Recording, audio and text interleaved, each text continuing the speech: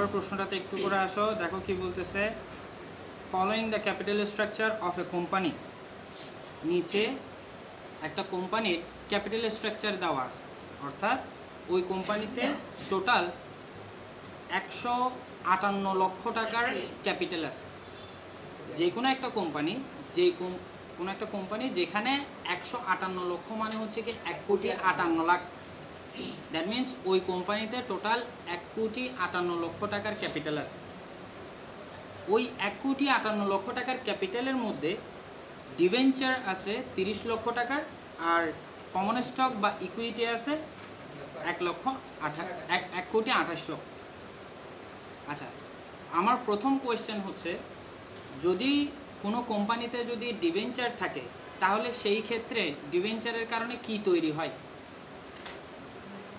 Interest তৈরি হয়। আমরা ডিভেঞ্চারের বিপরীতে সবসময় ডিভেঞ্চার হোল্ডারদেরকে সুদ প্রদান করি আর শেয়ার হোল্ডারদেরকে ডিভিডেন্ড বা লভ্যাংশ প্রদান করি। আবার যখন তুমি শেয়ার বিক্রি করবে তখন সেই ক্ষেত্রে কোম্পানিতে আবার নাম্বার অফ শেয়ার, এক কথায় শেয়ারের একটা পরিমাণ তৈরি হয়। যেমন ধরো এই কোম্পানিতে 1,28,00,000 টাকার কমন স্টক বা ইকুইটি আছে বলতেছে। টোটাল ওই 1,28,00,000 টাকার মধ্যে টোটাল শেয়ারের পরিমাণ হচ্ছে 80,000। টোটাল শেয়ারের পরিমাণ কত? 80,000। আচ্ছা, ধরে নাও ওই কোম্পানিতে 30 লক্ষ টাকার ডিভেঞ্চার আছে। এখন ডিভেঞ্চারের বিপরীতে আমরা কি প্রদান করি? সুদ প্রদান করি। ডিভেঞ্চারের ঠিক আগে প্রশ্নতে একটা পার্সেন্টেজ দেওয়া আছে, 12%। বুঝে পাইছো? এই পার্সেন্টেজটা হচ্ছে কি? সুদের হার। তাহলে 30 লক্ষ টাকার বিপরীতে যদি আমি 12% করে যদি সুদ দিই তাহলে আমার কত টাকা ইন্টারেস্ট তৈরি হবে বলো তো? 3,60,000 টাকা। এখানে যে ক্যাপিটাল স্ট্রাকচারটা দেখাচ্ছে, দ্যাট মিন্স 3,60,000 টাকা ইন্টারেস্ট তাদের আগে থেকেই দিতে হচ্ছে। কথাটা বুঝো। এখানে ডিভেঞ্চার থাকা মানে, ক্যাপিটাল স্ট্রাকচারের মধ্যে ডিভেঞ্চার থাকা মানে হচ্ছে তাদের আগে থেকেই কি প্রদান করতে হচ্ছে? সুদ প্রদান করতে হচ্ছে। আর ক্যাপিটাল স্ট্রাকচারের মধ্যে ইকুইটি থাকা মানে হচ্ছে আগে থেকেই শেয়ারের পরিমাণ আছে। এখন এখানে আমরা যে ম্যাথটা করতেছি, যে প্যাটার্নের ম্যাথটা আমরা করতেছি, এটা হচ্ছে কি বেসিক্যালি যে একটা এক্সটেনশনের কাজ। কোনো একটা কোম্পানি ধরো বড় করতে চাচ্ছে, এখন তারা যদি বড় করতে চায় ক্যাপিটাল, কোম্পানিটাকে এক্সটেনশন করতে চায়, তাহলে তাদের আবার নতুন করে ক্যাপিটাল লাগবে না? এখানে কাজ হচ্ছে কি, যে তুমি যে নতুন ক্যাপিটালটা আনবে সেই ক্যাপিটালের জন্য তোমাকে কয়েকটা অল্টারনেটিভ দেওয়া হবে। সেটা ডিভেঞ্চারের মাধ্যমে তুমি আনতে পারো, সেটা ইকুইটির মাধ্যমে আনতে পারো, তুমি সেটা প্রেফার্ড স্টকের মাধ্যমে আনতে পারো। কোন মাধ্যমে আনলে সবচেয়ে বেশি ভালো হবে সেটা তোমাকে দেখাতে হবে, এবং সেটা দেখানোর সবচেয়ে বেস্ট ওয়ে হচ্ছে কি আমার ইপিএস দেখানো।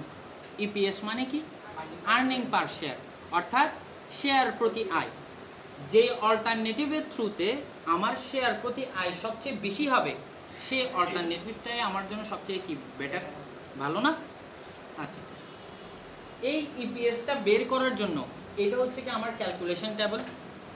এই টেবলটা আমি আগেও দেখাইছি, তাই না? প্রথমে শুরুতে কি থাকে? ইবিআইটি, যেটার ফুল ফর্ম হচ্ছে earning before interest and tax. তার থেকে আমরা ইন্টারেস্ট বাদ দিই ইবিটি, যেটাকে বলা হয় আর্নিং বিফোর ট্যাক্স। তার থেকে আমরা ট্যাক্স বাদ দিই, ট্যাক্স বাদ দেওয়ার পরে যেটা আসে সেটা হচ্ছে কি ইআইটি, যেটাকে আমরা বলি আর্নিং আফটার ট্যাক্স। তার থেকে আমরা প্রেফারেন্স শেয়ারের জন্য যে ডিভিডেন্ডটা দিই, প্রেফারেন্স ডিভিডেন্ড, ওটা আমাদেরকে বিয়োগ করতে হয়। যেটা আছে সেটাকে বলা হয় ইএসিএস। ফুল ফর্ম হচ্ছে কি earning available for common stock, অর্থাৎ কমন স্টকের জন্য যে আর্নিংটা আর অ্যাভেইলেবল আছে সেটা এখানে দেখাচ্ছে। ওইটাকে আমরা যদি নাম্বার অফ শেয়ার দিয়ে যদি ভাগ দিয়ে দিই তাহলে শেয়ার প্রতি আমাদের কত টাকা আয় হচ্ছে সেটা বের হয়ে যাবে। দ্যাট মিন্স ইপিএস বের হচ্ছে, আর্নিং পার শেয়ার। তাহলে এই ইবিআইটি থেকে ইপিএস পর্যন্ত আসার জন্য মাঝখানে আমার কি কি দরকার হচ্ছে? ইন্টারেস্ট দরকার হচ্ছে, ট্যাক্স দরকার হচ্ছে, প্রেফারেন্স ডিভিডেন্ড দরকার হচ্ছে, নাম্বার অফ শেয়ার দরকার হচ্ছে। ঠিক আছে? প্রশ্নের মধ্যে ক্যাপিটাল স্ট্রাকচার যেটা আগে থেকে দেওয়া আছে, যেমন এখানে ডিভেঞ্চার এবং ইকুইটি দেওয়া আছে, কোম্পানিতে আগে থেকে এই দুইটা জিনিস আছে এটা বলতেছে। প্রশ্নতে এরকমও হইতে পারে যে কোনো ডিবেঞ্চার নাই, শুধু কি দেওয়া আছে, কমন স্টক ইকুইটি দেওয়া আছে।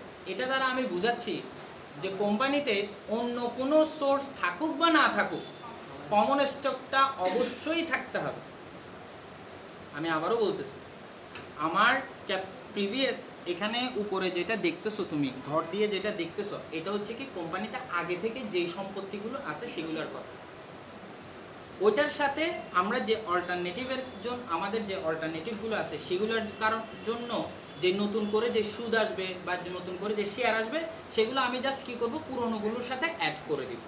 আমার কাজ হচ্ছে কি এতটুকু। এখন অ্যাড করতে গিয়ে ধরে নাও আগে থেকে কোনো ডিবেঞ্চার নাই, দ্যাট মিনস আগে থেকে কোনো সুদ তৈরি হবে না। আমি আবারও বলতেছি, এই ক্যাপিটাল স্ট্রাকচারে ডিবেঞ্চার আছে, তাই তো, যার কারণে আমার আগে থেকে 3,60,000 টাকার একটা সুদ কোম্পানিতে আগে থেকেই দিতে হচ্ছে। তো নতুন করে যখন আমি একটা ক্যাপিটাল আনবো, তার জন্য আমার নতুন করে একটা সুদ দিতে হবে, সেটা আমি জাস্ট আগেরটার সাথে কি করে দিব, যোগ করে দিব। ধরে নাও আগে থেকে প্রশ্নে কোনো ডিবেঞ্চার নাই, দ্যাট মিনস আগের কোনো কি সুদ আমাকে দিতে হবে না। প্রশ্নে ডিবেঞ্চার না থাকলেও কোনো সমস্যা নাই, প্রেফার্ড স্টক না থাকলেও কোনো সমস্যা নাই, কিন্তু ইকুইটি অবশ্যই থাকতে হবে। আগে থেকে কোম্পানিতে অবশ্যই কি থাকতে হবে, ইকুইটি মাস্ট বি থাকতে হবে। ওইটা ব্যতীত এই অঙ্কটা করা পসিবল না। ইন্টারেস্ট যদি না থাকে তাহলে সেই ক্ষেত্রে আমি এখানে ড্যাশ দিয়ে দিতে পারবো। প্রেফারেন্স ডিভিডেন্ড যদি না থাকে সেই ক্ষেত্রে আমি এখানে ড্যাশ দিয়ে দিতে পারবো, কিন্তু নাম্বার অফ শেয়ারের ক্ষেত্রে ড্যাশ দেওয়ার কোনো উপায় নাই। অবশ্যই যতগুলো অল্টারনেটিভ থাকে ততগুলোর মধ্যে অবশ্যই number of share must be থাকতে হবে। সুদ না থাকলেও কোনো সমস্যা নেই, প্রেফারেন্স ডিভিডেন্ড না থাকলেও কোনো সমস্যা নেই। দ্যাট মিনস আমাকে এই মানগুলো বের করার জন্য আগের থেকে কয়েকটা ওয়ার্কিং করতে হবে। প্রথম ম্যান্ডেটরি ওয়ার্কিং হচ্ছে কিসের, তাহলে number of share. That means এটা হচ্ছে কি ম্যান্ডেটরি, আমার এটা মাস্ট বি লাগবে। ঠিক আছে, এখন এখানে 8 নম্বর প্রশ্নতে কমন স্টক ক্যাপিটালের পাশে লিখে দেওয়া আছে 80,000 শেয়ার, 80,000 শেয়ার আগে থেকে কোম্পানিতে আছে।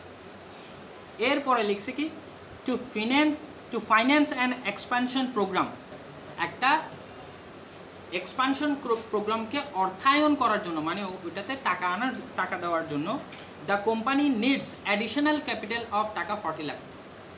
ওই এক্সটেনশনের জন্য, ওই বৃদ্ধির জন্য কোম্পানি থেকে 40 লক্ষ টাকা অতিরিক্ত কি দরকার, ক্যাপিটাল দরকার। দেয়ার আর অল্টারনেটিভ মেথডস ফাইন্যান্সিং, নিচের এই ফলোইং অল্টারনেটিভ মেথডসগুলো আছে। 3টা অল্টারনেটিভ দিয়ে দিছে।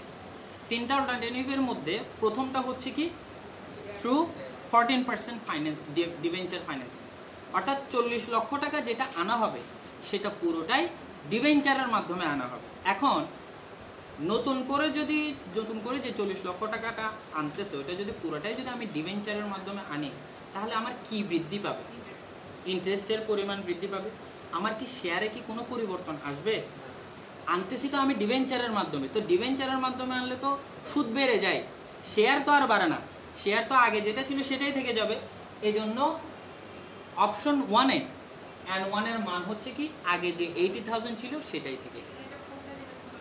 হ্যাঁ, ওইটাই ঠিক আছে। সেকেন্ড অল্টারনেটিভে বলতেছে থ্রু 12% প্রেফার্ড স্টক ফাইন্যান্সিং, অর্থাৎ 40 লক্ষ টাকা পুরোটাই প্রেফার্ড স্টকের মাধ্যমে আনা হবে। এখন প্রেফার্ড স্টকের মাধ্যমে যদি আনা হয় তাহলে সেই ক্ষেত্রে প্রেফারেন্স ডিভিডেন্টের পরিমাণ, অগ্রাধিকার শেয়ারের লভ্যাংশের পরিমাণ বেড়ে যায়, কিন্তু আমার কমন স্টকের শেয়ারের পরিমাণ কি হয় না, বেড়ে যায় না। দ্যাট মিনস আগে থেকে যেটা আছে সেটাই থেকে যাবে। এই জন্য অপশন 2-তে N2 সমান কত হয়ে যাবে, 80,000-ই থেকে যাবে। কিন্তু অপশন 3-তে কি বলতেছে, selling common stock shares of টাকা 160 পার শেয়ার, অর্থাৎ 160 টাকা করে প্রতিটা শেয়ার বিক্রি করে আমরা এই 40 লক্ষ টাকা আনব। এখন আগে থেকে আছে কতটা শেয়ার, 80,000 শেয়ার। নতুন যে 40 লক্ষ টাকা সেটা আনতেছে আমি, একটা শেয়ারের দাম কত টাকা করে, 160 টাকা করে। তাহলে 160 টাকা করে যদি একটা শেয়ারের দাম হয় 40 লক্ষ টাকা, এটা আনতে আমার শেয়ার বৃদ্ধি পাবে 25,000। এই 40 লক্ষ টাকা শেয়ার, 40 লক্ষ টাকার ক্যাপিটাল আনতে আমার কত হাজার শেয়ার বিক্রি করতে হবে, 25,000 শেয়ার, 160 টাকা ধরে। তাহলে আগে আছে 80,000, নতুন করে আবার আমাকে 25,000 শেয়ার বিক্রি করতে হচ্ছে। দ্যাট মিনস অল্টারনেটিভ 3-তে যদি আসি তাহলে সেই ক্ষেত্রে আমার শেয়ারের পরিমাণ দাঁড়ায় যাবে 1,05,000। তাহলে আমার 3 অল্টারনেটিভের জন্য আমার শেয়ারের পরিমাণ বের হয়ে গেল। এবার আসি আমরা ইন্টারেস্টে। আগে থেকে কোম্পানিতে 30 লক্ষ টাকার ডিবেঞ্চার আছে, যেটার জন্য আমরা 12% করে কি দিই, সুদ দিই। 12% করে যদি 30 লক্ষ টাকার জন্য 30 লক্ষ টাকার উপর যদি সুদ দিই, দ্যাট মিনস আমাদেরকে আগে থেকে 3,60,000 টাকা সুদ দিতে হয়। 30 লক্ষ টাকার উপর 12% যদি সুদ করি তাহলে আমাদের আসে কত টাকা, 3,60,000 টাকা। এটা আমাদের আগে থেকেই কোম্পানিতে আসে। নতুন যে 40 লক্ষ টাকা, সেটা যদি আমরা রিকোয়ারমেন্ট 1 অনুযায়ী, অল্টারনেটিভ 1 অনুযায়ী যদি ডিবেঞ্চারের মাধ্যমে যদি আনি, তাহলে ওই 40 লক্ষ টাকার উপর আমাদেরকে 14% করে ইন্টারেস্ট দিতে হবে। প্রশ্ন দেওয়া আছে না, 14% করে ইন্টারেস্ট দেবে। তাহলে 40 লক্ষ টাকার উপর 14% ইন্টারেস্ট যদি দিতে হয়, দ্যাট মিনস নতুন করে আমাকে 5,60,000 টাকা ইন্টারেস্ট দিতে হবে। তাহলে আগে দিতাম 3,60,000, নতুন করে দিচ্ছি 5,60,000, টোটাল 9,20,000 টাকা আমাকে সুদ দিতে হবে যদি আমি অল্টারনেটিভ 1টা যদি চুজ করি। 2 নম্বর অল্টারনেটিভে আমরা প্রেফারেন্স শেয়ারের মাধ্যমে যেহেতু আনতেছি, তাহলে সেই ক্ষেত্রে আমার সুদের উপর কোনো ধরনের পরিবর্তন আসতেছে না। তাহলে আগে থেকে যেটা দিচ্ছি শুধু সেটাই থেকে যাবে। তাহলে 30 লক্ষ টাকার উপর 12%, অল্টারনেটিভ 2তে 3,60,000। 3 নাম্বারটা যেহেতু আমি শেয়ারের মাধ্যমে যেহেতু আনতেছি, তাহলে মানে আমার ইন্টারেস্টে কোনো ধরনের পরিবর্তন আসতেছে না, আগে যা দিতাম তাই থেকে যাবে। এখন প্রেফারেন্স শেয়ার ডিভিডেন্ডের ক্ষেত্রে আসে।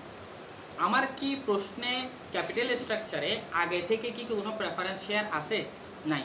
দ্যাট মিনস আমার প্রতিটা অল্টারনেটিভের জন্য প্রেফারেন্স ডিভিডেন্ড দেওয়ার কোনো আর মানে হচ্ছে না। যেহেতু আগে থেকে আমি কোনো প্রেফারেন্স ডিভিডেন্ড দিচ্ছি না, তাহলে অন্য 1 এবং 3-এ আমার কি দিতে হবে না, কোনো প্রেফারেন্স ডিভিডেন্ড দিতে হবে না।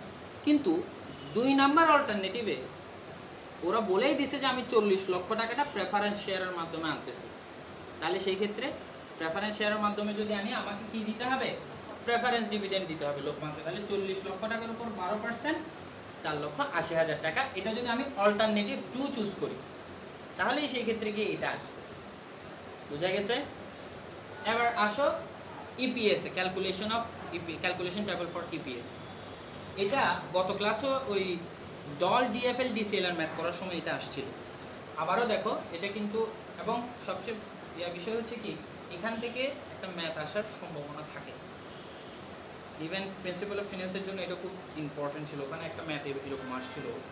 প্রথমে ইবিআইটি, প্রশ্নে একটা ইবিআইটি দেওয়া আছে, দেখো নিচের দিকে, assuming 40% corporate tax rate and expected EBIT of টাকা 15 লাখ দেওয়া আছে না, ইবিআইটি 15 লক্ষ টাকা। এটা প্রশ্নে অবশ্যই দেয়া থাকবে। তাহলে ইবিআইটি দেওয়া আছে কত লক্ষ টাকা, 15 লক্ষ টাকা সবগুলোর জন্য। ইন্টারেস্ট আমি 3টা অল্টারনেটিভের জন্য আমি এখানে বের করছি। প্রথমটার জন্য 9,20,000, সেকেন্ডটার জন্য 3,60,000, 3 নাম্বারটার জন্য 3,00,000 বসাই, বিয়োগ করছি, এই অ্যামাউন্টটা আসছে।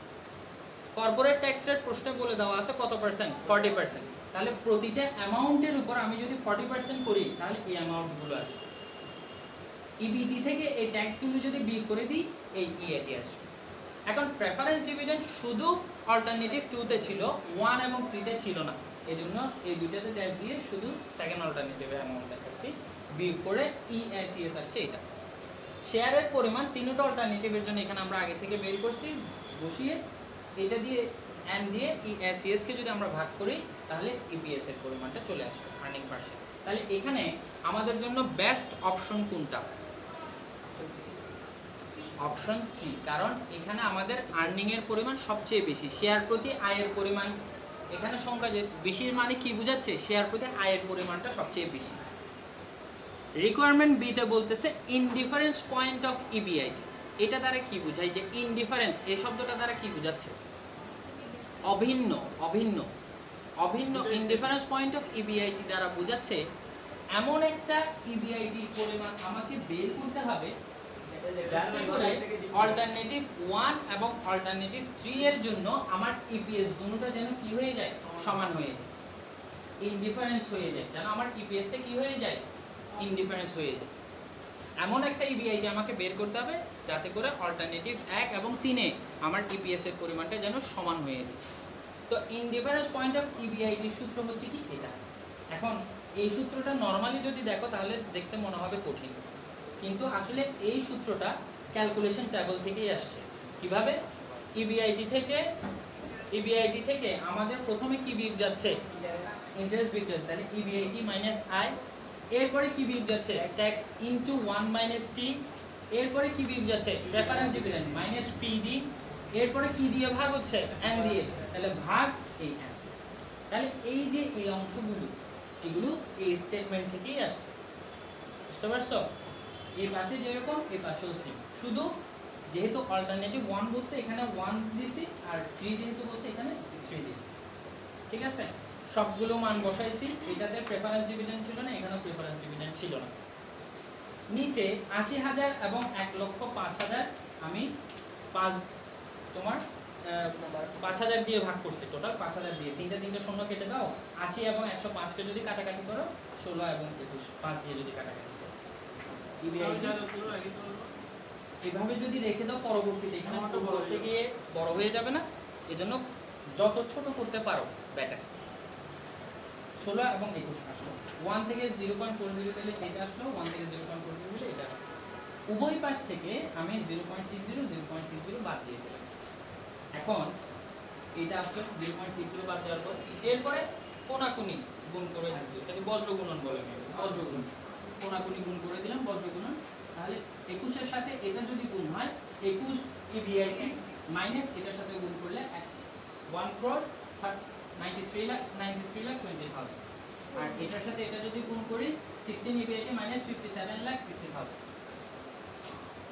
এরপরে এই ইবিআইটিটা যদি সমানের এই পাশে চলে আসে, তাহলে এটা কি হয়ে যাবে? মাইনাস হয়ে যাবে। আর এটা যদি এই পাশে চলে যায়, তাহলে এটা প্লাস হয়ে যাবে। ইবিআইটিটা এই পাশে নিয়ে আসলাম, আর সংখ্যাটা এই পাশে নিয়ে গেলাম। বিয়োগ করলে 5 ইবিআইটি ইকুয়াল টু 1,35,60,000। 5 দ্বারা যদি ভাগ করি 27,12,000। এখন ইনডিফারেন্স পয়েন্ট অফ ইবিআইটি বের হলো। দ্যাট মিন্স এই ইবিআইটিটার কারণে অল্টারনেটিভ 1 এবং 3 তে ইপিএস এর পরিমাণ সমান হয়ে যাবে, কিন্তু সেটা আমাদেরকে প্রুফ করে দেখাতে হবে। এই জন্য এখানে আবার প্রুফ অফ ইবিআইটি দিয়ে আমি ঠিক সেম এই ক্যালকুলেশন টেবলটা আবার শুধু 1 এবং 3 এর জন্য করছি। মানের কোনো পরিবর্তন হবে না, ইন্টারেস্টও আগের থাকবে, ট্যাক্স রেটও আগের থাকবে, পিডি যেহেতু নাই ড্যাশ, শেয়ারও আগের থাকবে। শুধু এই ইবিআইটিটা পরিবর্তন হবে। আগে যেখানে 15 লক্ষ ছিল, এখন ইবিআইটিটা 27,12,000। কারণ আমাদের ইনডিফারেন্স পয়েন্ট অফ ইবিআইটি শুধু 1 এবং 3 এর জন্য করতে বলছে, এটা প্রশ্নে বলে দেওয়া আছে। এবং আরেকটা বিষয়, ইনডিফারেন্স পয়েন্ট অফ ইবিআইটি দুইটা অল্টারনেটিভের মধ্যেই করা যায়, কখনো তিনটার মধ্যে করা পসিবল না। হ্যাঁ, বলে দিবে যে কোন কোন অল্টারনেটিভের জন্য করবে। অঙ্কটা বোঝা গেছে কিনা একটু দেখো।